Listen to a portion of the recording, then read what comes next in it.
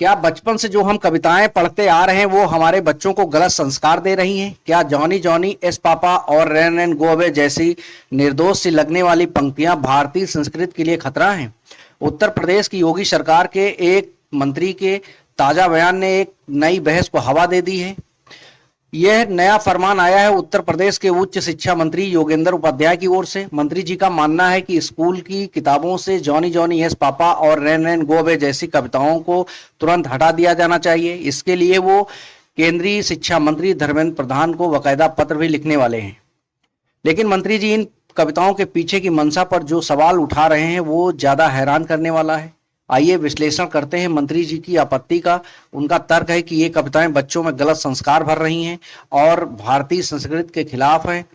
Johnny Johnny yes papa में बच्चा चीनी खाने को लेकर पिता से झूठ बोलता है और पकड़े जाने पर हंसता है। मंत्री जी की नजर में ये झूठ बोलना सिखाना है, लेकिन क्या बचपन की इस मासूम शरारत को सांस्कृतिक पतन से जोड़ना सही है, या फिर रैन रैन गो अवे बारिश तुम चली जाओ को प्राकृतिक विरोधी मान लेना क्या ओवर एनालिसिस नहीं है? पीढ़ियां गुजर गई, करोड़ों लोगों ने इन्हीं कविताओं को गाकर अंग्रेजी की पहली ईबीसीडी सीखी, लेकिन अचानक इन्हें गलत संस्कार का जरिया मान लेना लोगों को हजम नहीं हो रहा है। सवाल ये भी उठ रहे हैं कि जब शिक्षा व्यवस्था में बुनियादी सुधारों की जरूरत है, जैसे कि अच्छी लैब्स, बेहतर शिक्षा और आधुनिक पाठ्यक्रम, तब सरकार का ध्यान इन प्राथमिक बदलावों पर क्यों? क्या ये असली मुद्दों से ध्यान भटकाने की कोशिश है या वाकई एक सांस्कृतिक सुधार की गंभीर पहल है?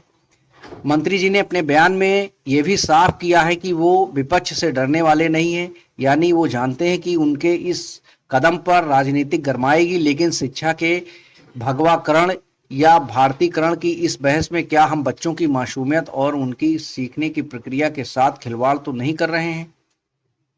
फैसला केंद्र सरकार को लेना है कि जॉनी और उनकी चीनी स्कूल की किताबों में रहेगी या नहीं। लेकिन उत्तर प्रदेश के उच्च शिक्षा मंत्री के इस फरमान ने एक बड़ी बहस को जन्म जरूर दे दिया है कि क्या संस्कारों की शिक्षा कविताओं को हटाने भर से मिल जाएगी। Prime time news, Lucknow.